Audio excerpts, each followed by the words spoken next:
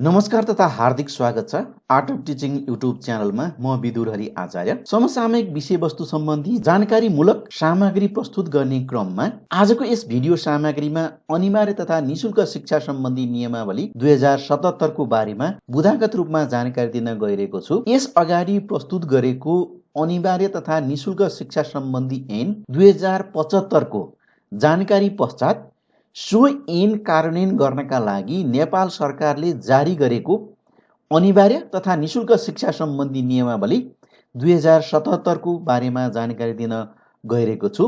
अनिवार्य तथा निशुल्क शिक्षा सम्बन्धी ऐन 2075 बारेमा जानकारी लिन बाँकी रहनुभएका साथीहरूका लागि यसै भिडियोको माथि रहेको आई बटन र यस भिडियोको डिस्क्रिप्सनमा रहेको लिङ्कमा क्लिक गरी जानकारी लिन सक्नुहुनेछ। साथै शिक्षक सेवा आयोगका प्राथमिक, निम्न माध्यमिक र माध्यमिक तहको सामान्य परीक्षाको तयारी र नेपाल शिक्षा सेवाका राजपत्राङ्कित तृतीय श्रेणी, राजपत्र अनङ्कित प्रथम श्रेणी प्राविधिक सहायक तथा सहायक पाँचौं तहको लिखित परीक्षा तयारीका लागि महत्त्वपूर्ण सामग्रीहरू प्राप्त गर्न र सिकाइ सहजीकरणमा सूचना प्रविधिको प्रयोग सम्बन्धी जानकारी तथा सामुदायिक विद्यालय प्रवर्धनका लागि विद्यार्थी, शिक्षक र विद्यालयहरूमा भएका असल अभ्यासका बारेमा समेत जानकारी प्राप्त गर्नका लागि यस आर्ट अफ टिचिङ युट्युब च्यानललाई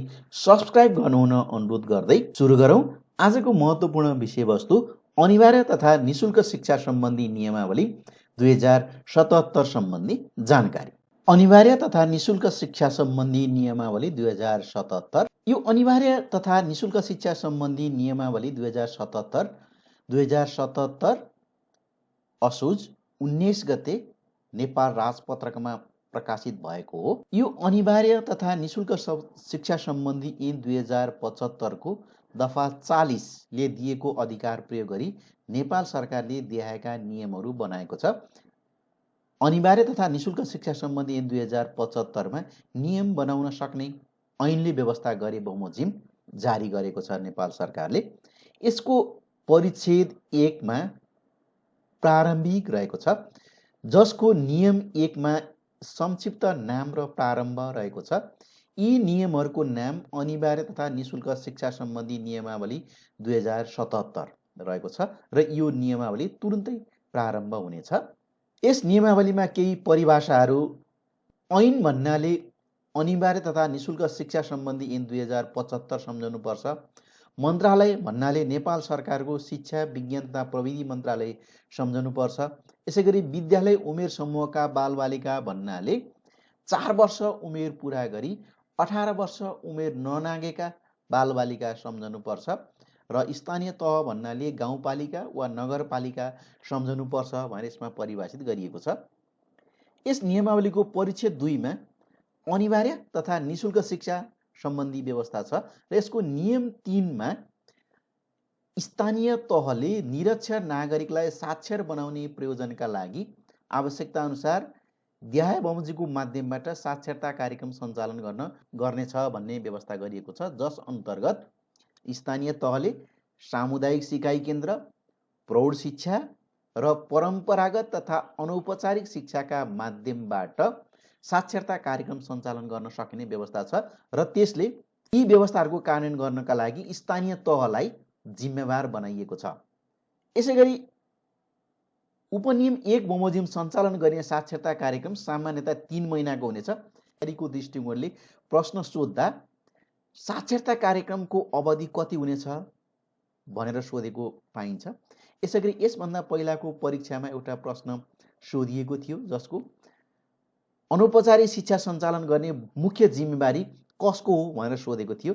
नियमावली बमोजिम अनिवार्य तथा निशुल्क शिक्षा सम्बन्धी नियमावली अनुसार साक्षरता कार्यक्रम सञ्चालन गर्ने मुख्य जिम्मेवारी स्थानीय तहलाई दिएको छ। यसैगरी नियम 4 मा आवास सुविधा सहित अध्ययनको व्यवस्था मिलाउनु पर्ने भन्ने व्यवस्था छ। यस व्यवस्था अन्तर्गत स्थानीय तहले देहाय बमोजिमका बालबालिकाको लागि दोहोरो नपर्ने गरी आवश्यकता र उपलब्धता अनुसार यस्ता बालबालिकालाई पाएक पर्ने स्थानमा आवासीय सुविधा सहित आधारभूत तथा माध्यमिक तह आधारभूत र माध्यमिक तहसम्मको अध्ययनको व्यवस्था मिलाउने र सोको निमित्त विद्यालय सञ्चालन गर्न सक्नेछ भन्ने व्यवस्था गरिएको छ। नियम 5 मा माध्यमिक तहसम्मको शिक्षा शुल्क लिन नहुने भएर यी शीर्षकहरू दिएको छ।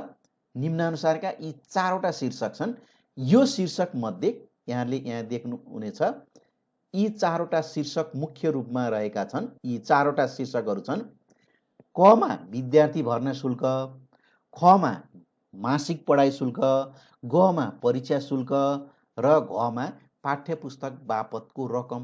यी 4वटा शीर्षकमा शुल्क लिन हुँदैन भन्ने व्यवस्था गरिएको छ।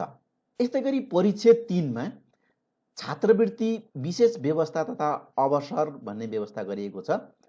यस अन्तर्गत अपाङ्गता भएका आर्थिक रूपले विपन्न तथा दलित समुदायका बालबालिकाको लागि विशेष व्यवस्था गरिएको छ। यस विशेष व्यवस्था अनुसार स्थानीय तहले निशुल्क रूपमा देहाय बमोजिमका विशेष व्यवस्थाहरू उपलब्ध गराउनु पर्नेछ भन्ने व्यवस्था छ।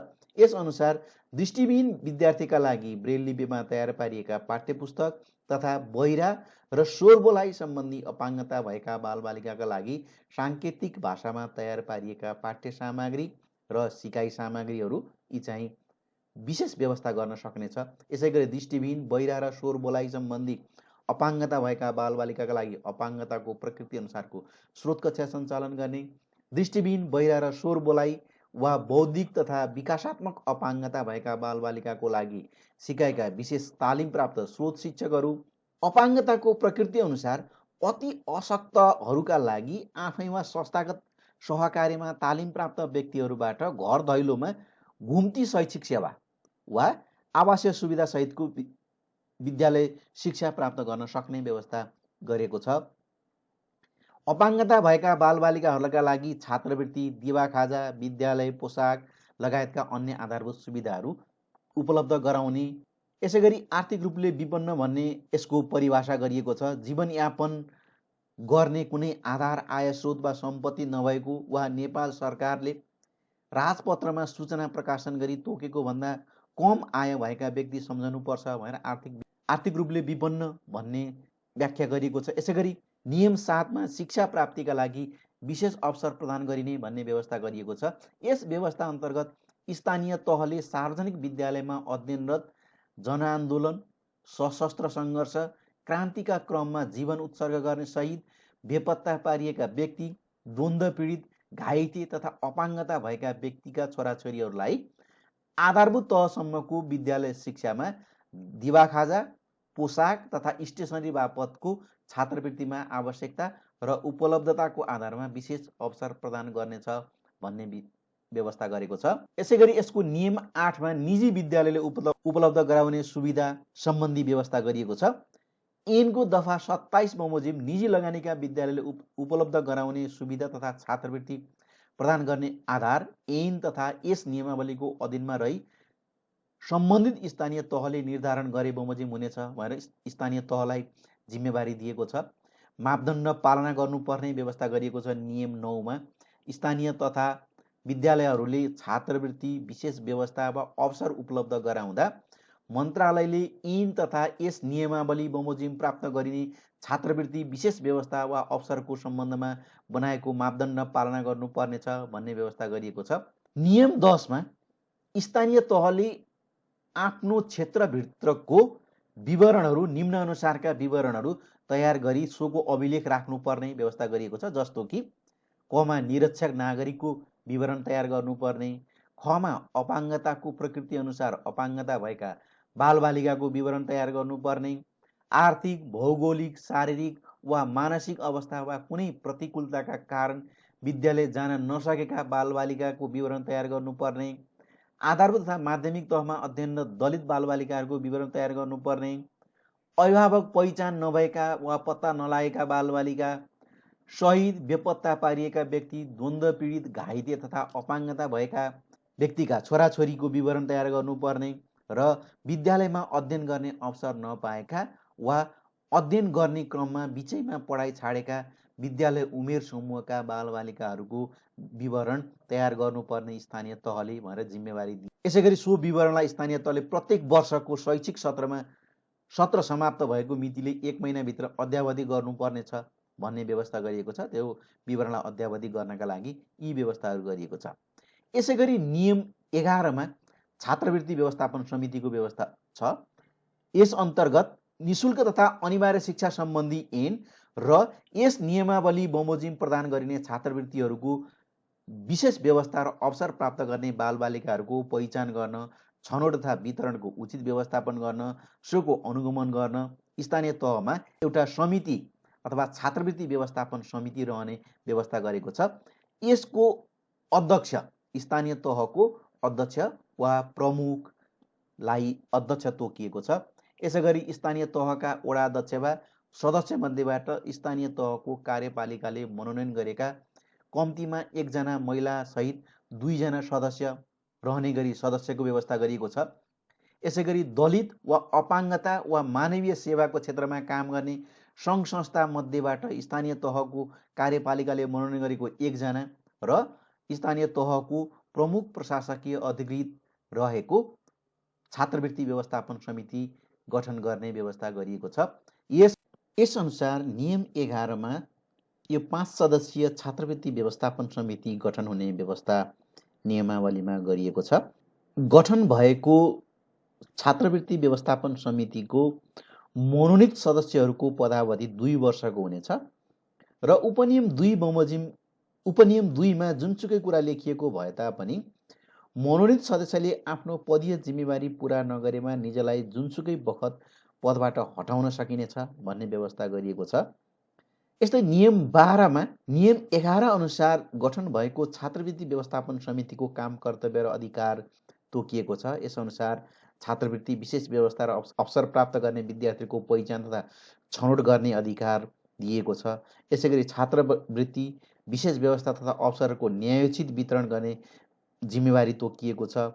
यस्तै नियम 9 बमोजिम जारी भएको मापदण्ड पालना भए नभएको अनुगमन गर्ने, शैक्षिक गुणस्तर सम्बन्धमा अनुगमन गर्ने वा गराउने, छात्रवृत्ति विशेष व्यवस्था तथा अवसर लक्षित बालबालिकाहरूले प्राप्त गरे नगरेको अनुगमन गर्ने, छात्रवृत्ति विशेष व्यवस्था तथा अवसरहरूको प्रभावकारिताको अध्ययन गर्ने वा गराउने यी काम, कर्तव्य, अधिकारहरू छात्रवृत्ति व्यवस्थापन समितिको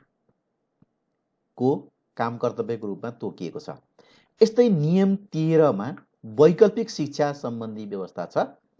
वैकल्पिक शिक्षा अन्तर्गत स्थानीय तहले जुनसुकै कारणले विद्यालयमा अध्ययन गर्ने अवसर नपाएका वा अध्ययन गर्ने क्रममा बिचैमा पढाइ छाडेका विद्यालय उमेर समूहका बालबालिकालाई राष्ट्रिय पाठ्यक्रम प्रारूपको आधारमा तयार पारिएको वैकल्पिक शिक्षाको पाठ्यक्रमको आधारमा आधारभूत तहको वैकल्पिक शिक्षाका कार्यक्रम सञ्चालन गर्नेछ भन्ने व्यवस्था गरिएको छ।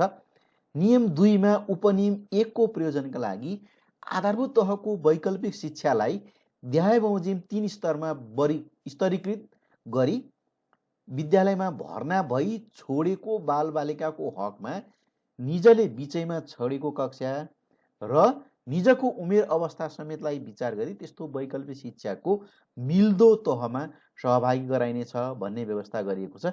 यस अनुसार तह 1 मा कक्षा 1 देखि 3 कक्षासम्म, त्यस्तै तह 2 मा कक्षा 4 देखि 5 सम्म र तह 3 मा कक्षा 6 देखि 8 सम्म यो 3 वटा तहमा स्तरीकृत गरिएको छ।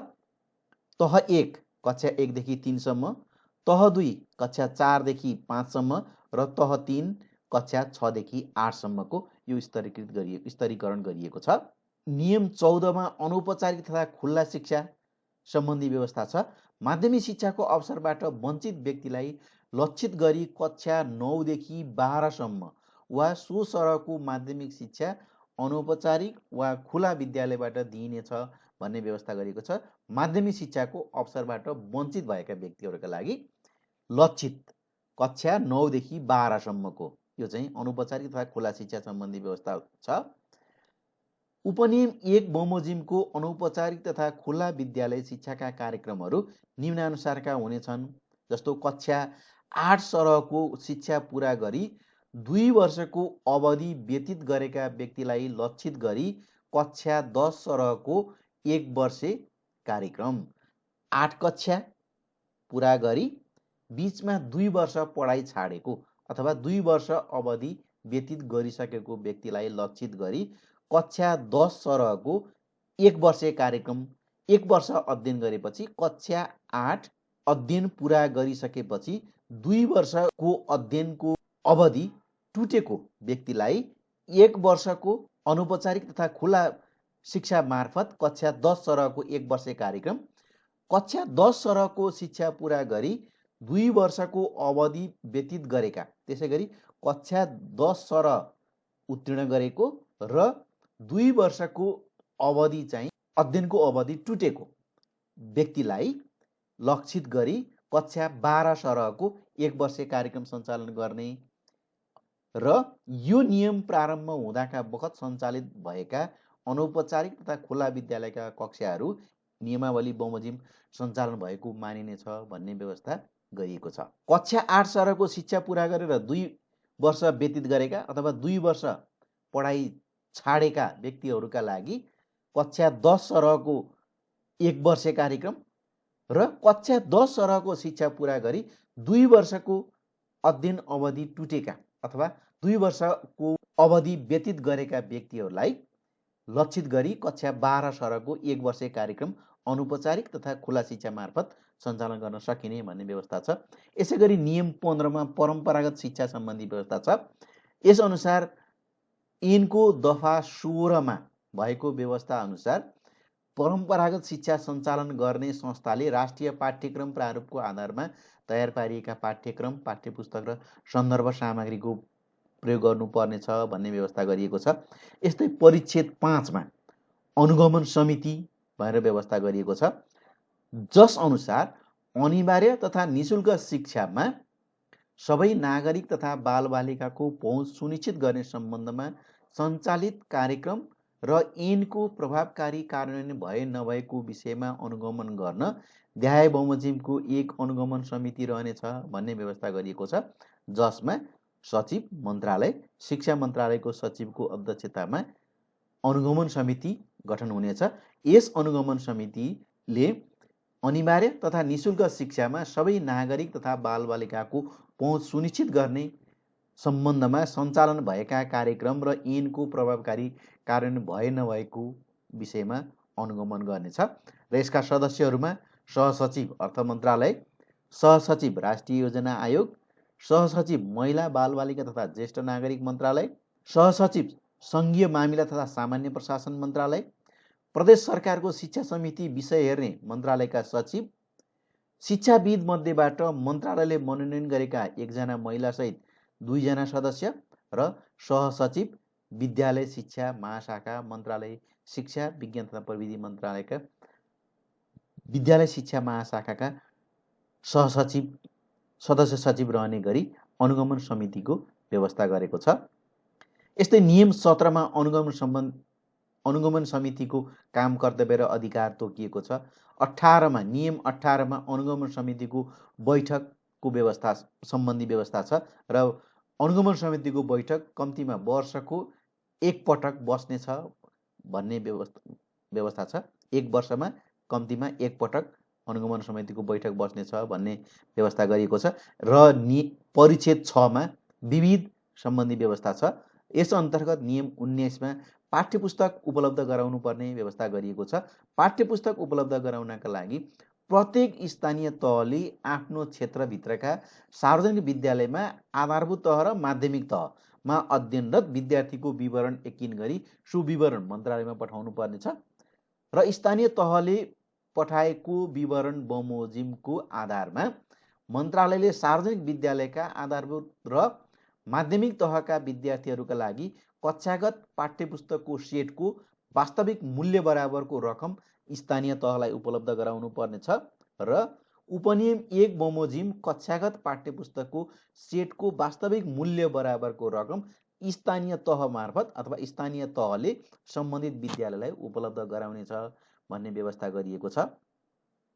नियम 20 मा शैक्षिक सामग्री प्रदान गर्ने भन्ने व्यवस्था गरिएको छ।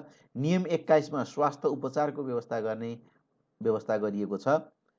नियम 22 मा दिवा खाजा खर्च बापतको रकम उपलब्ध गराउने सम्बन्धी व्यवस्था छ। यस अन्तर्गत ऐनको दफा 25 बमोजिम सार्वजनिक विद्यालयमा अध्ययनरत बालबालिकालाई मन्त्रालयबाट निर्धारण भए बमोजिमको दैनिक दिवा खाजा वा दैनिक दरमा दिवा खाजा बापतको रकम स्थानीय तह मार्फत उपलब्ध गराइनेछ भन्ने व्यवस्था छ।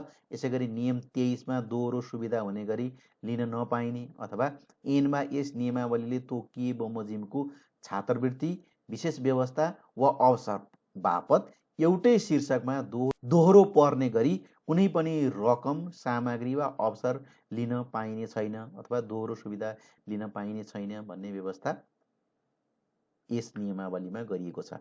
यसरी अनिवार्य तथा निशुल्क शिक्षा सम्बन्धी नियमावली 2077 मा जम्मा 6 वटा परिच्छेद अन्तर्गत यी 23 वटा विभिन्न नियमहरूको व्यवस्था गरिएको छ। यस व्यवस्था सम्बन्धी नियमावलीको सम्पूर्ण जानकारी यस भिडियो सामग्रीमा यहाँहरूलाई गराएको छु। यस सामग्रीले पक्कै पनि यहाँहरूलाई यस सम्बन्धी जानकारी लिनका लागि महत्त्वपूर्ण विषयवस्तु रह्यो भन्ने विश्वास व्यक्त गर्दै पुनः अर्को सामग्रीमा यहाँसँग भेटघाट हुनेछ। अहिलेको लागि हस्, धन्यवाद, नमस्कार।